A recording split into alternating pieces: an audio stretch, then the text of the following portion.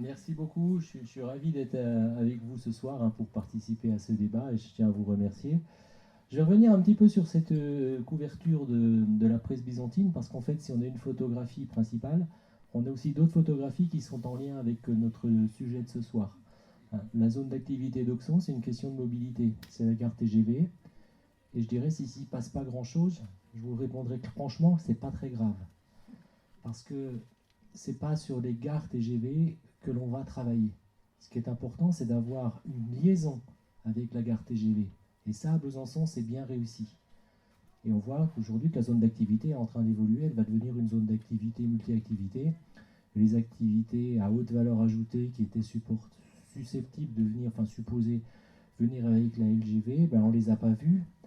Mais en recherche, on a travaillé sur ces questions-là. On n'en a jamais vu non plus. Hein. Donc c'est pas parce qu'on sait ça se passe pas bien à Besançon, c'est partout que ça se passe comme ça. Hein.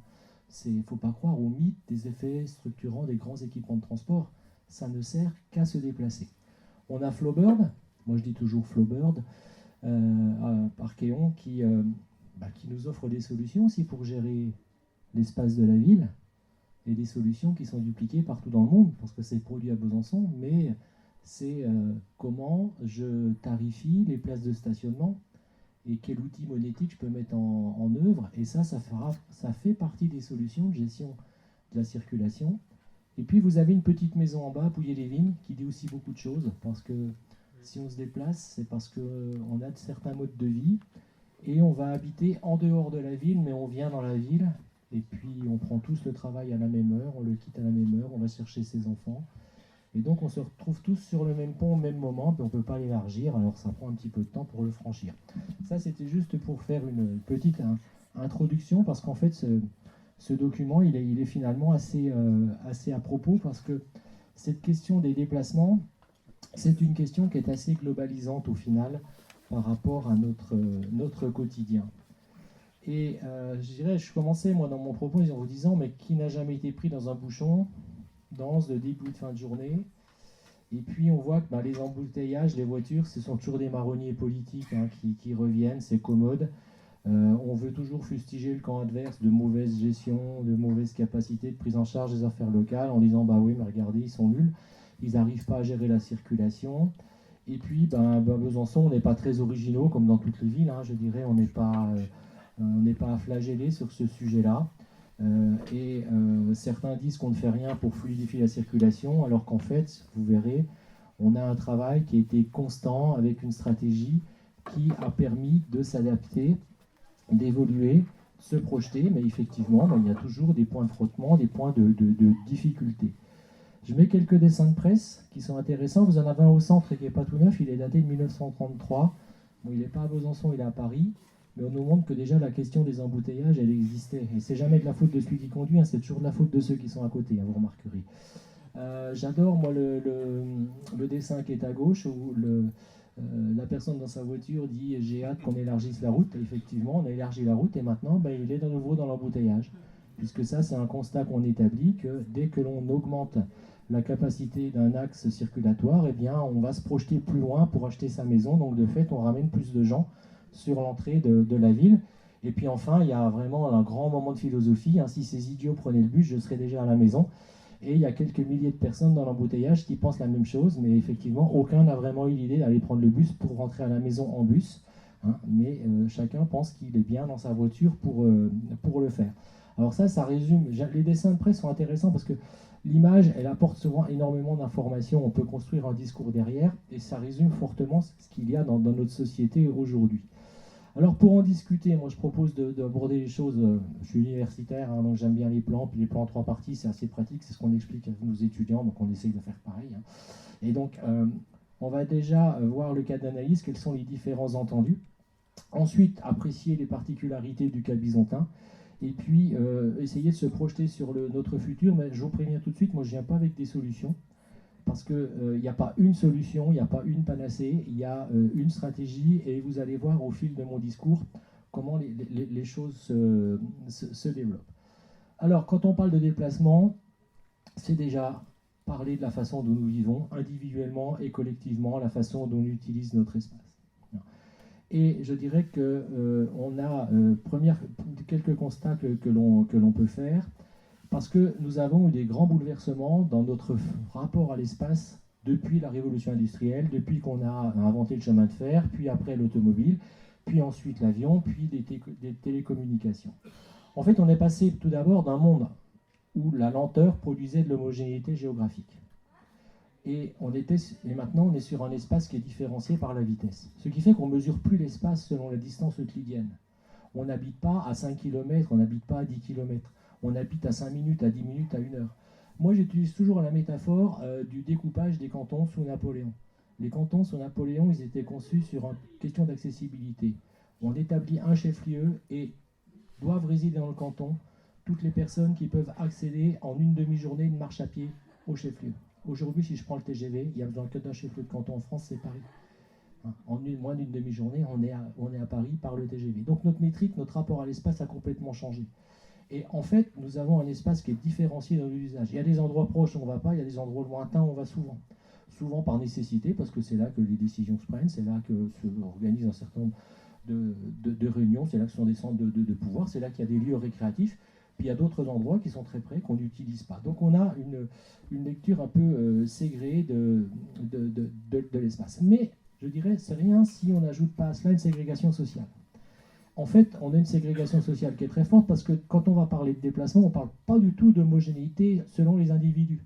Vous avez des hypermobiles et vous avez des immobiles ou des hypersédentaires.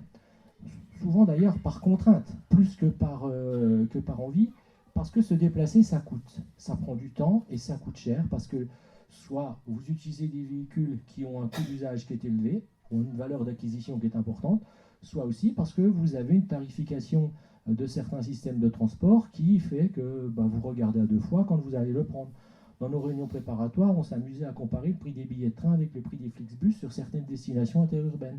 Quand vous êtes étudiant, vous ne vous posez pas la question si vous faites un Besançon-Strasbourg à 35 € en TER, ou si vous le faites avec un Flixbus à 12 € le billet. Donc ça, c'est aujourd'hui des réalités qui sont extrêmement importantes dans notre façon d'utiliser l'espace et de nous déplacer. Et c'est finalement notre rapport à l'espace, on va le construire à partir de nos capacités techniques, de nos capacités financières, et puis aussi d'un certain nombre de contraintes sociales, notre capacité à échanger finalement de la distance contre du temps. Se déplacer, c'est ça. Qu'est-ce que je veux consacrer comme temps par rapport à la distance que je vais franchir. Et de fait, je vais me déplacer et en me disant, je vais me déplacer pour faire quoi? C'est pour ça qu'on va passer progressivement dans notre discussion d'un regard sur ce qu'on va appeler le déplacement vers un regard sur ce qu'on appelle la mobilité. La mobilité, ce sont les déplacements affectés de leur usage. Et c'est très important de comprendre cela, d'autant que dans notre société, les déplacements sont de moins en moins mono-usage. Dans un déplacement, je vais avoir plusieurs usages. Je peux avoir plusieurs usages principaux ou un usage principal et des usages secondaires. Et le motif de déplacement, finalement, c'est ce qui révèle nos comportements. Alors ça, c'est bien résumé aussi par ces dessins.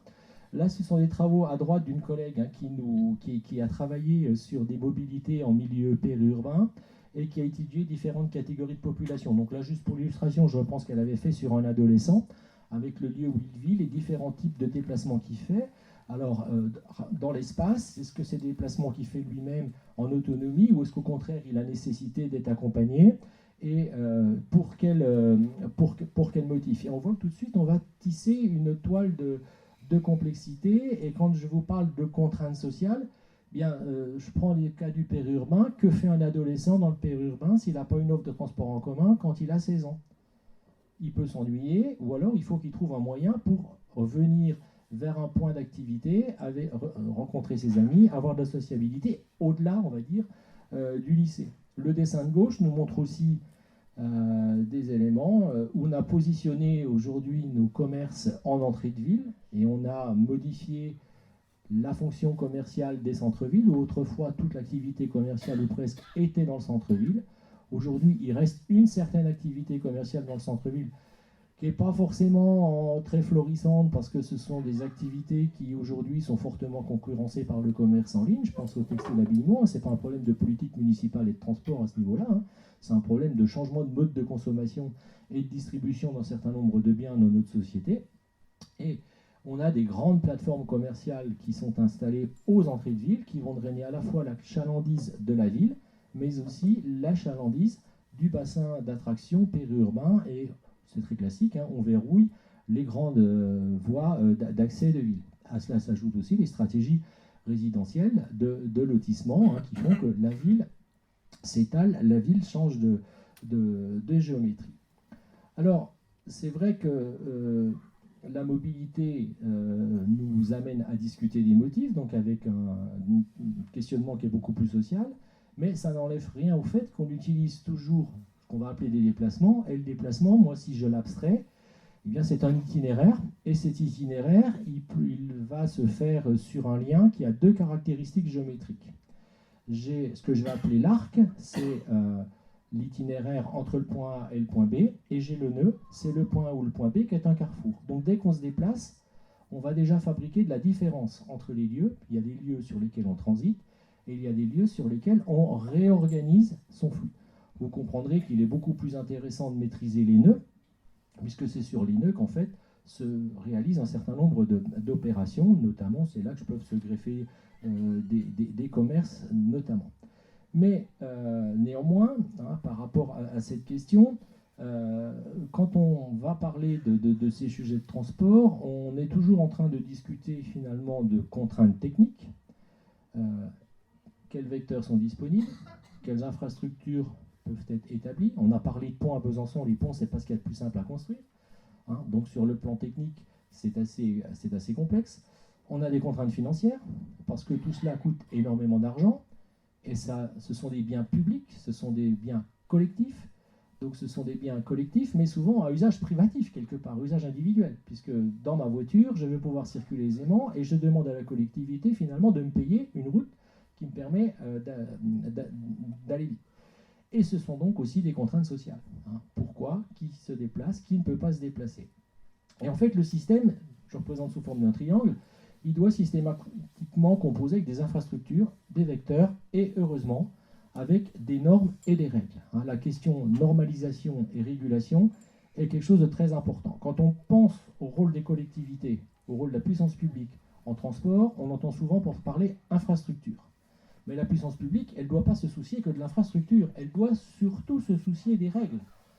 Et c'est sa fonction. Il faut définir les façons dont on va utiliser cet espace, et c'est par les règles notamment qu'on va pouvoir proposer un certain nombre d'ajustements. Alors c'est vrai que ce n'est pas des rubans à couper, souvent c'est des décisions à prendre qui ne sont pas faciles et qui ne plaisent pas à tout le monde et qui prêtent le flanc, on va dire, à la critique politique, mais c'est le rôle du public, hein. Donc moi je le matérialise ainsi, hein. Vous avez donc des mobilités qui agissent sur le système. Les mobilités, elles expriment une demande.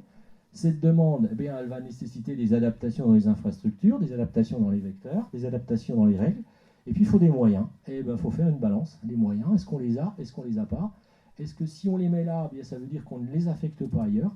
Donc c'est la politique dans son sens le plus noble, on va dire, du terme, c'est-à-dire d'agir pour le bien public, pour se projeter dans l'avenir. Alors ça, je pose le cadre général dans lequel il faut agir. Maintenant, Besançon. Besançon, on a une vieille image de Besançon qui est intéressante, qui nous représente la boucle et puis le secteur. Mais Besançon, c'est une ville qui est complexe dans la mesure où elle est située en bordure d'un château montagneux, le faisceau byzantin, qui est compliqué à franchir puisque les voies circulatoires sont assez étroites, que ce soit monté par Beure-Arguel, monté par l'Arnaud ou monté par Montfaucon pour rejoindre le plateau. Vous ne pouvez jamais y installer une 2x2 voies de façon à avoir un flux de grands gabarits dessus. Alors on l'a percé, on a mis des tunnels, hein, on a eu des ouvrages extrêmement importants dans une géomorphologie très complexe, hein, le secteur des Mercureaux, mais ça n'a pas pour autant, je dirais, supprimé tout engorgement de la circulation, hein. On voit bien qu'à chaque fois qu'on apporte des améliorations, bien on a des flux nouveaux qui apparaissent, parce qu'on se déplace de plus en plus. Mais on a fait énormément d'investissements dans ce secteur. Alors une topographie compliquée, et de fait, on admet, nous, généralement, que Besançon est une ville qui a les contraintes de transport d'une agglomération de 300 000 habitants, parce qu'on a ces contrariétés topographiques, le relief, plus les ponts de la boucle, même si on a réussi à rejeter une grande partie des flux qui autrefois transitaient par la boucle, on a réussi à les repousser sur la périphérie en les faisant passer par le secteur des Monts-Boucon et de, je dis Micropolis et le pont de Beurre pour assurer un contournement en partie de l'agglomération. Besançon s'est étalé, mais on voit que l'étalement de Besançon est contraint par la topographie. Besançon n'a pas colonisé les versants ni débordé sur le premier plateau, parce que là, c'est impossible. Donc la ville s'est étendue essentiellement vers le nord et vers l'ouest, sur des secteurs de plateau, qui étaient des secteurs qui étaient accessibles, avec des changements extrêmement importants qui sont apparus depuis les années 60. Mais je reviendrai un tout petit peu dessus.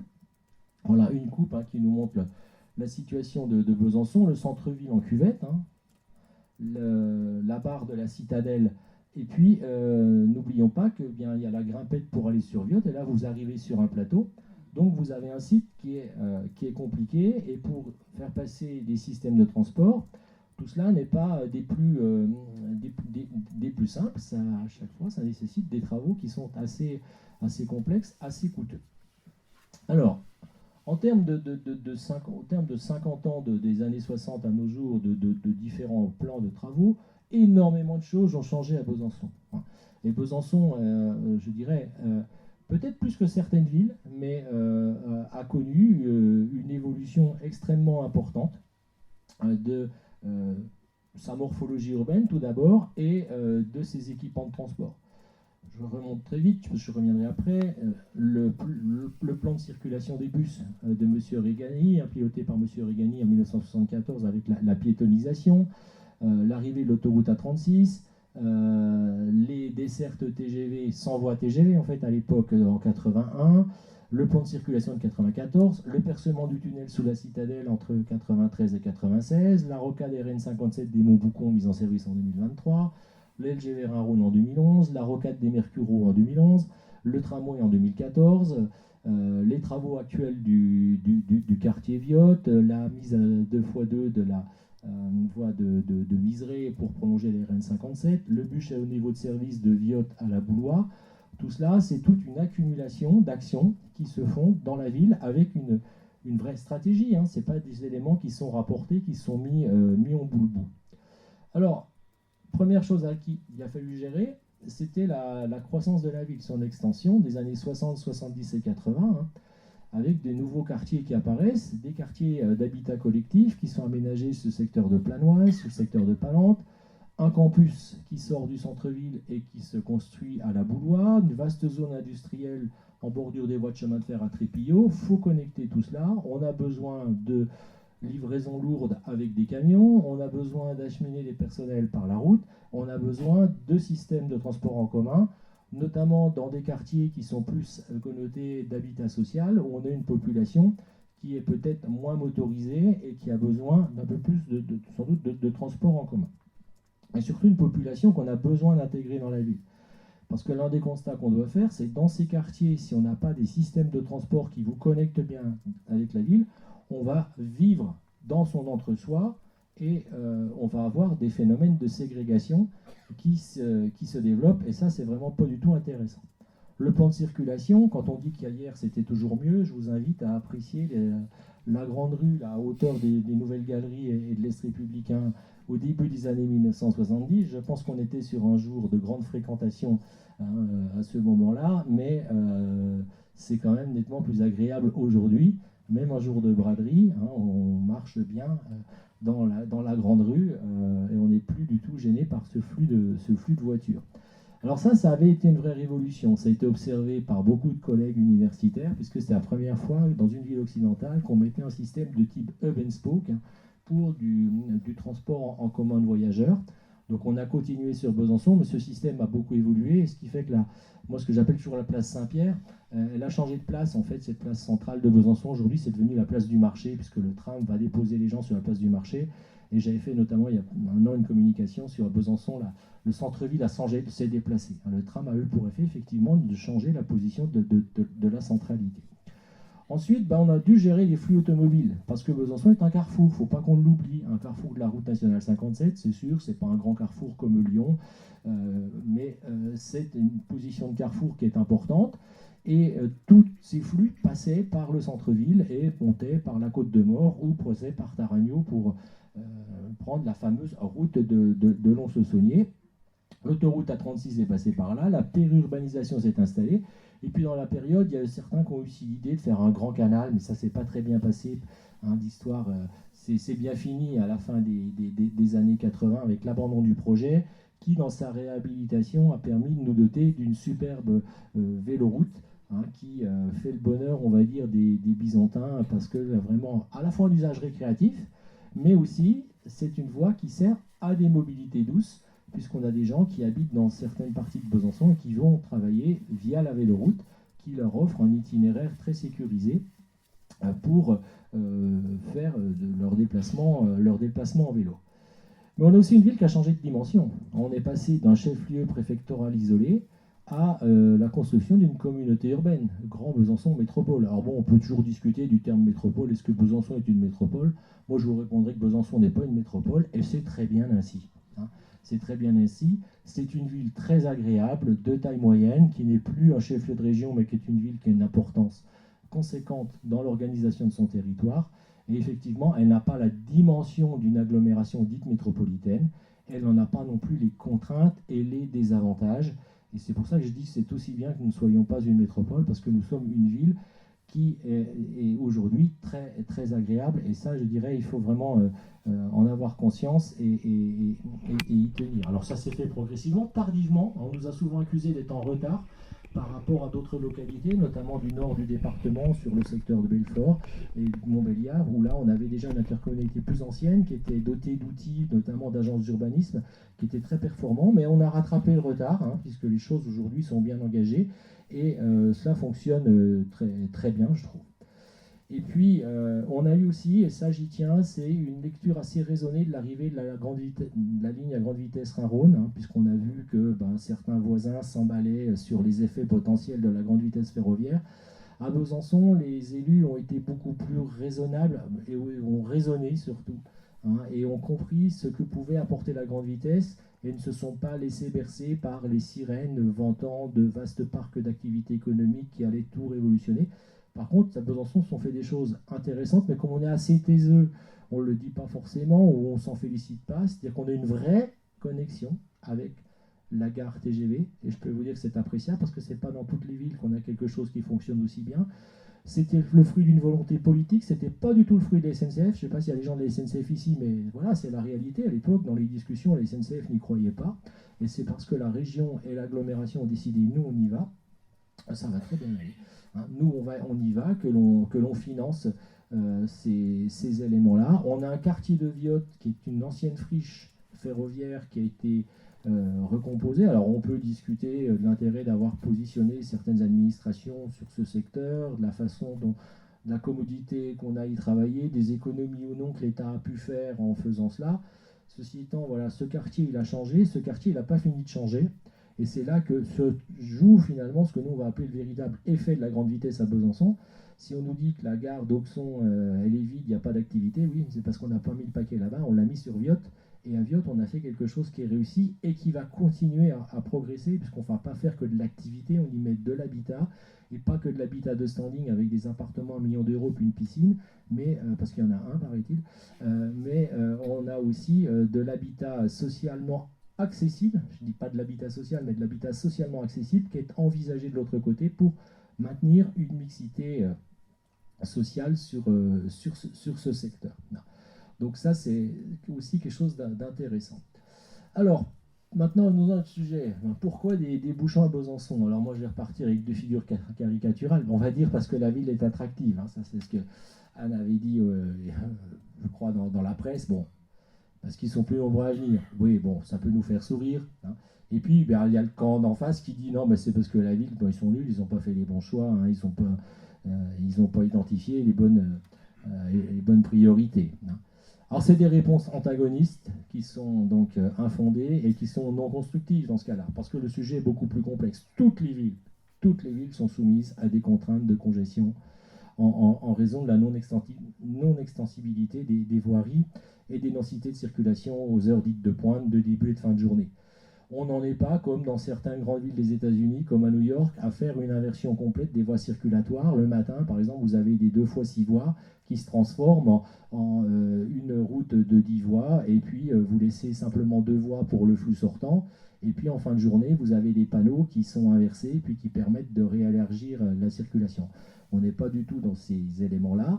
Mais effectivement, on aura toujours des contraintes de circulation pour passer des ponts à 2 fois une voie, pour franchir des seuils montagneux qu'on peut pas élargir.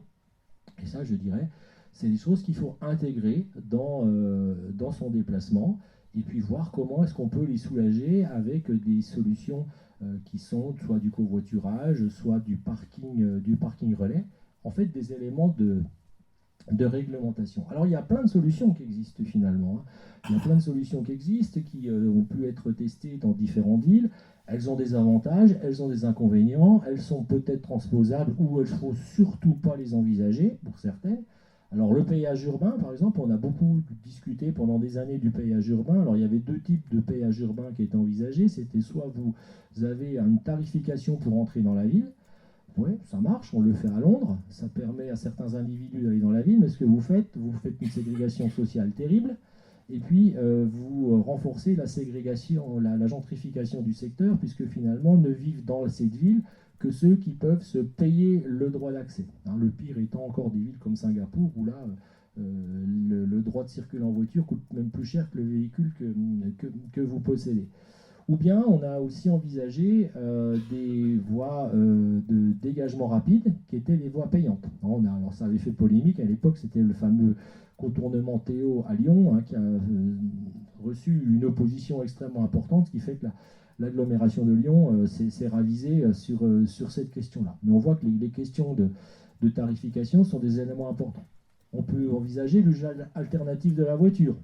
Ma plaque est paire, aujourd'hui elle a le droit de circuler, demain elle n'a pas le droit de circuler. Bon, ça se pratique en Italie, à certains endroits, ça donne des résultats qui sont mitigés, parce qu'au final, les ménages sont doublement motorisés, donc on finira par avoir tous une voiture paire et une voiture impaire, ce qui fait qu'on ne changera pas forcément grand-chose.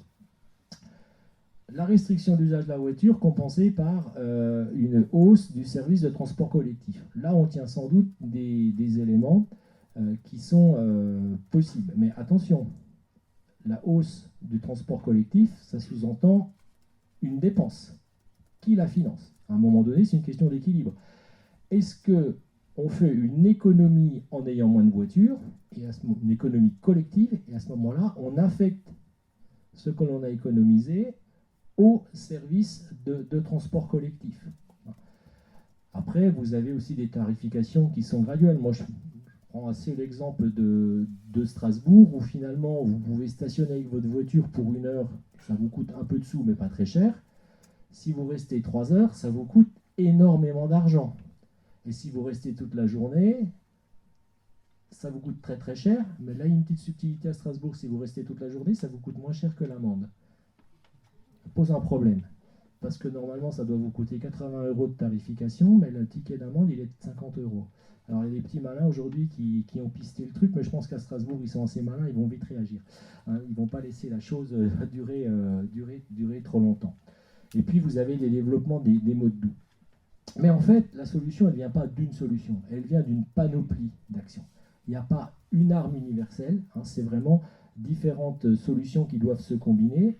Et de fait, la question des mobilités, c'est une vraie question politique. C'est une vraie question politique, en ce sens qu'on n'est pas là pour opposer un mode par rapport aux autres. Il n'y a pas les méchants automobilistes versus les gentils cyclistes, et l'inverse selon le camp qu'on va défendre. La question, c'est d'arriver à négocier des compromis entre les différentes catégories pour trouver des solutions qui soient pérennes et qui nous amènent vers un avenir qui est acceptable. En sachant, et ça ce sera le mot de la fin, que quand on regarde l'histoire des sciences et des techniques, on n'a jamais anticipé les grandes innovations qui sont structurantes. On a toujours eu des points de rupture. Et moi, je pense qu'on est sur ce temps. On est en train de le vivre, ce temps. Parce qu'on voit que dans l'automobile, on est dans la fuite en avant. Je ne suis pas un anti-bagnole. La bagnole, on en a besoin.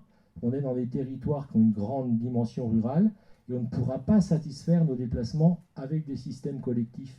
Puis comme ça grimpe un peu, on a besoin de systèmes motorisés. Donc les voitures, on en aura besoin. Mais qu'est-ce qu'on a fait politiquement pour les voitures? On s'est dit, on va les décarboner en utilisant de l'électricité. Mais on ne change pas notre mobilité. On veut un véhicule qui ne va plus à la pompe à essence, on va le brancher dans son garage. Il vaut plus cher, les technologies sont un peu plus complexes, les ressources qu'on doit mobiliser pour les utiliser, bah oui, on ne les maîtrise pas forcément, du moins sur nos territoires, et en fait, on n'a rien changé. Mais les ruptures, aussi un des constats, c'est qu'elles vont généralement s'établir vite, je ne vais pas dire forcément brutalement, mais le temps d'adaptation va être assez rapide, et les techniques anciennes, elles vont disparaître très rapidement parce que l'avantage des nouvelles pratiques fait que les techniques anciennes n'ont plus d'intérêt. Alors on en a vécu, qui aujourd'hui utilise encore un téléphone avec un fil? On a tous ces trucs-là, et quand on a des appareils fixes, ils sont même sans fil, de plus en plus.